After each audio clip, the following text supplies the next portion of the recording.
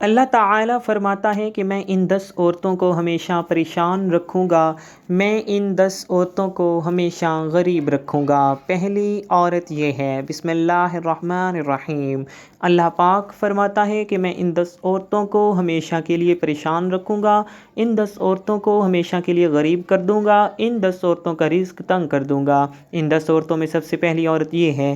محترم ناظرین، آج میں آپ کے دلوں کے دروازے پر ایک ایسی حقیقت کی دستک دینے جا رہا ہوں جو سن کر روح تک کانپ جائے گی، سانسیں تھم سی جائیں گی اور دل میں خوف اور فکر کی ایک لہر دوڑ جائے گی۔ دنیا کی زبان پر جب عورت کا نام آتا ہے تو رحمت، محبت اور عزت کے استعارے ذہن میں ابھرتے ہیں۔ ماں ہو تو جنت کے دروازے کھولتی ہے، بیٹی ہو تو اللہ کی رحمت بن کر آتی ہے، بہن ہو تو عزت کا نشان بنتی ہے اور بیوی ہو تو گھر کا سکون۔ لیکن افسوس، ہر عورت اس مقام کی حقدار نہیں بنتی۔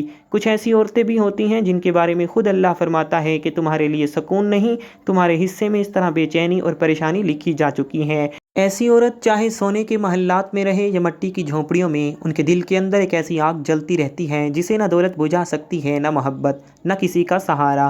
دن میں وہ ہنستی ہے، مسکراتی ہے، مگر رات کے سناٹے میں تکیے آنسوؤں سے تر ہو جاتے ہیں۔ لوگ سمجھتے ہیں کہ ان کا نصیب خراب ہے، قسمت ان پر مہربان نہیں، مگر حقیقت اس سے کہیں زیادہ خوفناک ہے۔ ان کی زندگی کا زوال دراصل اس دن شروع ہوتا ہے جب وہ اپنے رب کے حکموں کو پسِ پشت ڈال دیتی ہے، جب وہ اپنے گھر کو محبت کی بجائے امتحان گاہ بنا دیتی ہے، جب زبان زہر اگلنے لگتی ہے، جب انا، ضد اور خواہشات ان کے فیصلوں پر حاوی آ جاتی ہیں۔ پھر نہ شوہر کی محبت کام آتی ہے، نہ والدین کی دعائیں، نہ دولت سکون دیتی ہے، نہ دنیا کی کوئی طاقت، کیونکہ جب اللہ ناراض ہو جائے تو زمین کا کوئی سہارا دل کے خلا کو نہیں بھر سکتا۔ محترم ناظرین، آج میں آپ کو ان 10 عورتوں کے بارے میں بتانے جا رہا ہوں جن کے بارے میں اللہ تعالیٰ خود فرماتا ہے کہ ان کی زندگی آزمائشوں میں گزرے گی، ان کے دل کبھی اطمینان نہیں پائیں گے، ان کی آنکھوں کو خوشی نصیب نہیں ہوگی۔ وہ کون سی عورتیں ہیں؟ ان کے دلوں میں ایسا کون سا زہر پلتا ہے جو سکون کو جلا دیتا ہے؟ اور اگر ان صفات میں کہیں ہم خود شامل ہوں تو اس آگ سے بچنے کا راستہ کیا ہے؟ یہ جاننا تمہارے لیے صرف علم نہیں، نجات کا ذریعہ بن سکتا ہے۔ ایک بار حضرت موسیٰ علیہ السلام کو اللہ تعالیٰ کی جانب سے ایک طویل اور آزمائش بھرا سفر کرنے کا حکم ہوا۔ سورج اپنی تپش زمین کو جلا رہا تھا، ریت دہکتے انگاروں کی طرح قدموں کو جلانے لگی تھی اور پسینہ جسم کے ہر حصے سے بہہ رہا تھا۔ کئی دن کے سفر کے بعد تھکن ان پر غالب آ گئی، قدم بوجھل ہو چکے تھے، سانسیں بھاری ہو رہی تھیں اور ساتھ لائے ہوئے کھانے پینے کا سامان بھی ختم ہو گیا تھا۔ پانی کا مشکیزہ خالی تھا اور لبوں پر پیاس کے باوجود کوئی قطرہ نصیب نہ ہو سکا، مگر حضرت موسیٰ علیہ السلام کے دل میں ایک شے قائم و دائم تھی اور وہ تھی اللہ پر کامل یقین۔ وہ جانتے تھے کہ جس ذات نے سفر پر روانہ کیا ہے وہی ان کی منزل بھی طے کرے گی۔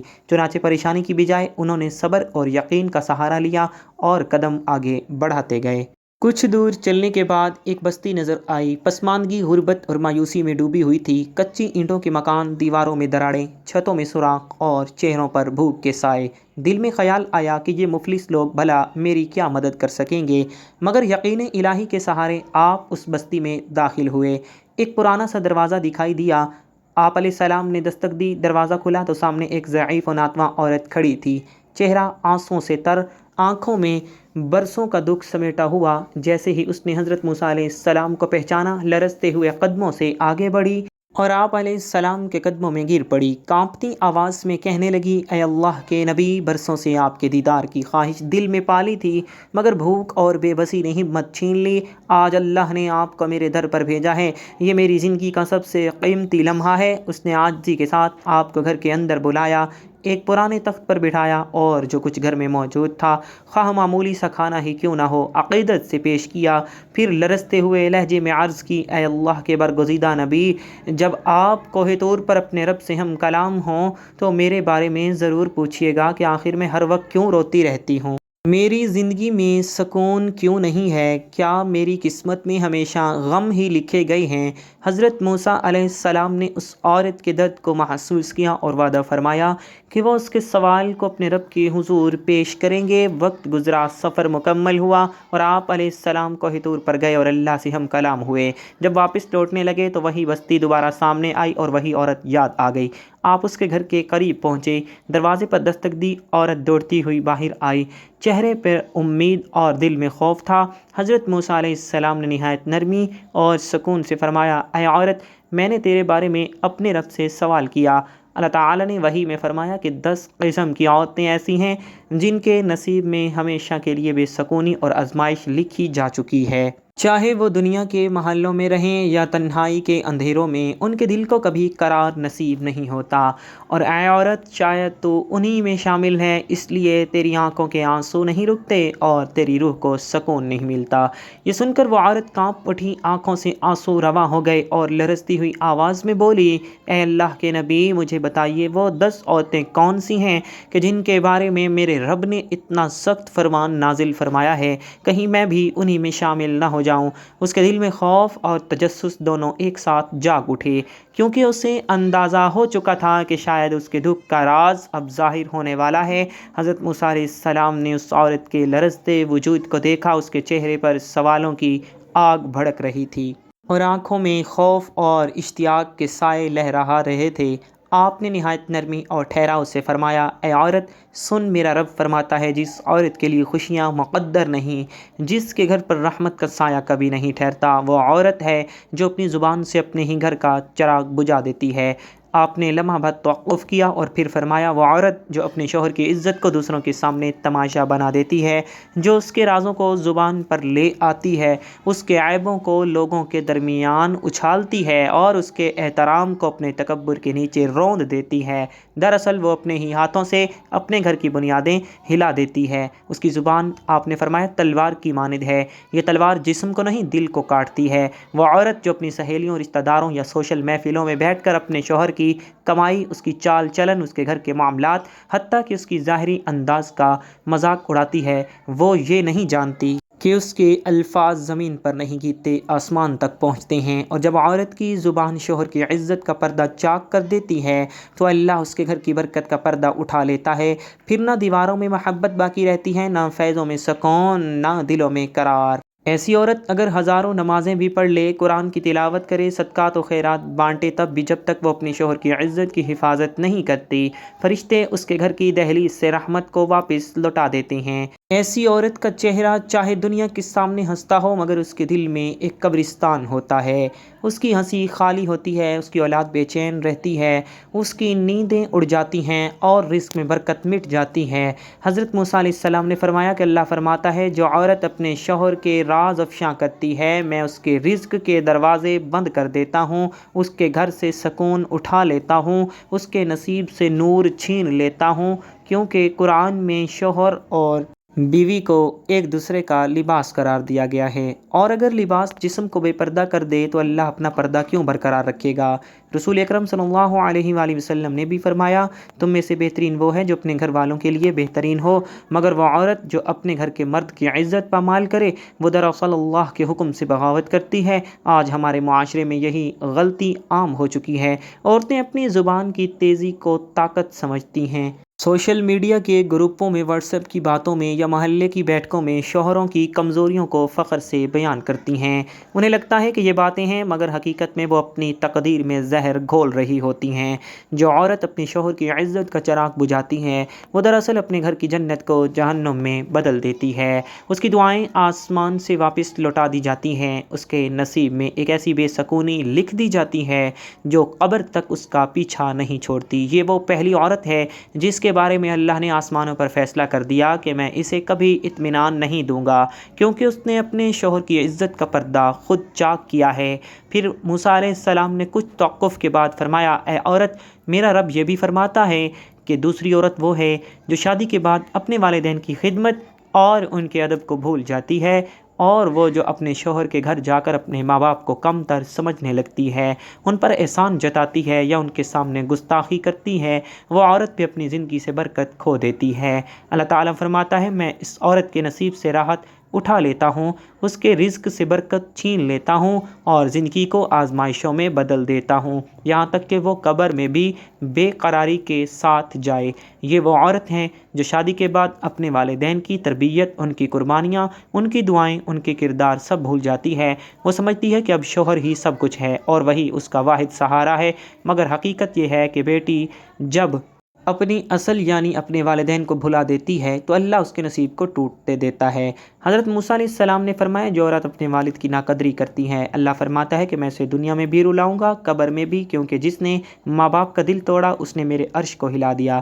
اے میری پیاری بیٹیوں، یاد رکھو عورت کا رتبہ تب بلند ہوتا ہے جب وہ اپنے شوہر کی عزت کی محافظ ہوں اور اپنے والدین کی خدمت گزار ہوں۔ جو عورت ان دو بنیادوں کو مضبوط کرتی ہے اس کے گھر میں اللہ کی رحمتیں اترتی ہیں، فرشتے اس کے در پر سلام بھیجتے ہیں اور اس کے رزق میں برکت ہوتی ہے۔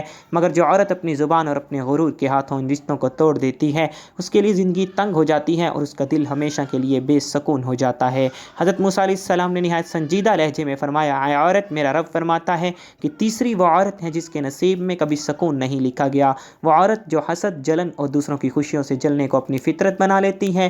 وہ صرف دوسروں کی کامیابی، اولاد یا خوشحالی دیکھ کر کرتی ہی نہیں بلکہ دل کے اندر یہ آرزو پال لیتی ہے کہ ان کے گھر اجڑ جائے، ان کی خوشیاں ختم ہو جائیں، ان کا رزق چھن جائے۔ ایسی عورت جب دوسروں کے مسکرانے پر روئے تو اللہ اس کے نصیب کو رلا دیتا ہے۔ وہ خود تو بے سکون ہوتی ہی ہے مگر اس کی وجہ سے اس کے گھر والوں کی برکتیں، اس کی عزت اور راحتیں بھی ختم ہونے لگتی ہیں۔ یہ عورت زبان سے شاید بد دعا نہ دے مگر دل سے ہر لمحہ دوسروں کے خلاف جلتی رہتی ہے۔ وہ سمجھتی نہیں کہ حسد سے نقصان دوسروں کا نہیں بلکہ سب سے پہلے خود اس کا دل جل کر راکھ ہو جاتا ہے۔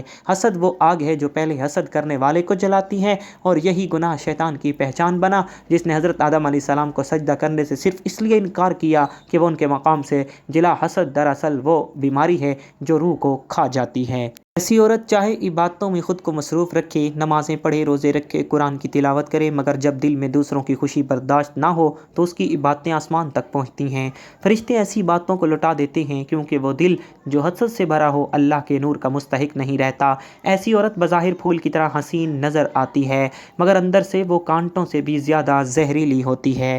نبی کریم صلی اللہ علیہ وآلہ وسلم نے فرمایا، حسد نیکیوں کو اس طرح کھا جاتا ہے جیسی آگ سوکھی لکڑی کو راکھ بنا دیتی ہے، اور فرمایا ایک مومن کے لیے یہ جائز نہیں کہ وہ اپنے بھائی یا بہن کی خوشی سے جلے، کیونکہ حسد کرنے والا دراصل اللہ کی تقسیم سے ناراض ہوتا ہے۔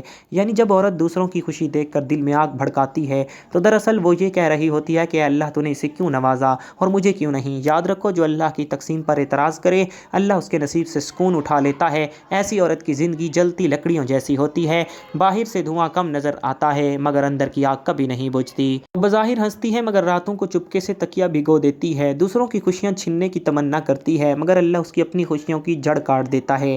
اس کے گھر کے فیضوں میں بے برکتی آتی ہے، شوہر اور اولاد سے محبت سرد پڑ جاتی ہے اور اس کا دل ایسا بے چین ہوتا ہے جیسے کوئی مسافر صحرا میں آب و گیا میں بھٹک رہا ہو۔ حضرت موسیٰ علیہ السلام نے فرمایا، اللہ فرماتا ہے کہ جس عورت کے دل میں حسد کی آگ جلتی ہو میں اس کی زندگی میں کبھی ٹھنڈک نہیں اتاروں گا۔ وہ چاہے سونے کے بستر پر سوئے یا مٹی کے فرش پر، اس کی نیند حرام ہوگی، اس کی آنکھوں کو قرار نصیب نہیں ہوگا، کیونکہ جو دوسروں کی خوشی برداشت نہیں کرتی میں اسے اپنی خوشی سے بھی ہمیشہ کے لیے محروم کر دیتا ہوں۔ حضرت موسیٰ علیہ السلام نے فرمایا، اے عورت، میرا رب فرماتا ہے کہ چوتھی عورت وہ ہے جس نے اپنے گھر کی بنیاد جھوٹ، فریب اور مکر پر رکھی تھی۔ اس کی زبان پر مٹھاس ہوتی ہے مگر دل میں زہر چھپا ہوتا ہے، وہ بظاہر مسکراتی ہے مگر اس کی نیت دھوکے سے بھری ہوتی ہے۔ اس کی زندگی اس کھوکھلے درخت کی مانند ہے جو باہر سے ہرا بھرا دکھائی دیتا ہے مگر اندر سے دیمک نے اسے کھا لیا ہو۔ اللہ فرماتا ہے کہ ایسی عورت کو کبھی اطمینان نصیب نہیں ہوگا کیونکہ اس نے میرے بندوں کے دل زخمی کیے، ان کے اعتماد کو توڑا اور سچائی کے نور کو اپنی چالاکیوں میں دفن کیا۔ یہ عورت گھر میں پیار سے بات کرتی ہے مگر پس پردہ وہ ساس، نند اور شوہر یا رشتہ داروں کے خلاف سازشیں بنتی ہیں۔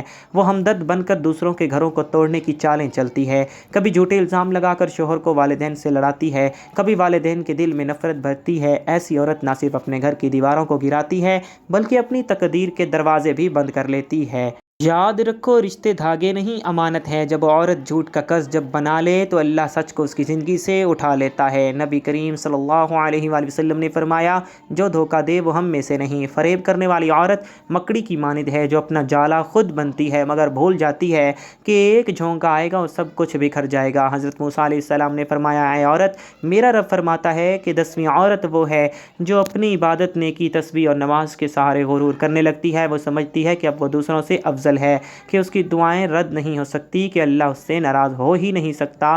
وہ نمازیں تو پڑھتی ہے مگر دل میں تکبر چھپا ہوتا ہے، قرآن کی تلاوت کرتی ہے مگر دکھاوے کے لیے سجدے کرتی ہے مگر ان میں عاجزی نہیں ہوتی، ایسی عورت کے بارے میں اللہ فرماتا ہے کہ میں اس سے اپنی برکت چھین لیتا ہوں، کیونکہ اس نے میری عبادت کو بھی اپنی پڑھائی کا ذریعہ بنا لیا ہے۔ ایسی عورت دوسروں کو حقارت سے دیکھتی ہے، راستے میں چلتی غریب عورت اسے کم تر لگتی ہے، سادہ لباس والی بہن اسے جاہل محسوس ہوتی ہے، اور اپنے گھر میں نوکرانی یا کمزور بہو سے یوں پیش آتی ہے جیسے وہ انسان نہیں بلکہ مٹی کے ایک بے جان چیز ہے۔ وہ چاہے جتنی عبادت کر لے، جس کے دل میں رائی کے دانے کے برابر بھی تکبر ہوگا جنت کی خوشبو تک نہیں پا سکے گا، جس کے دل میں رائی کے دانے کے برابر بھی تکبر ہوگا وہ جنت کی خوشبو نہیں پا سکے گا۔ اللہ تعالیٰ ہمیں دین کی مکمل سمجھ نصیب فرمائے، ہمارا خاتمہ ایمان پر فرمائے، آمین۔ ناظرین، کمنٹ باکس میں اللہ تعالیٰ کے 99 ناموں میں سے ایک نام ضرور ٹائپ کیجیے گا۔ والسلام۔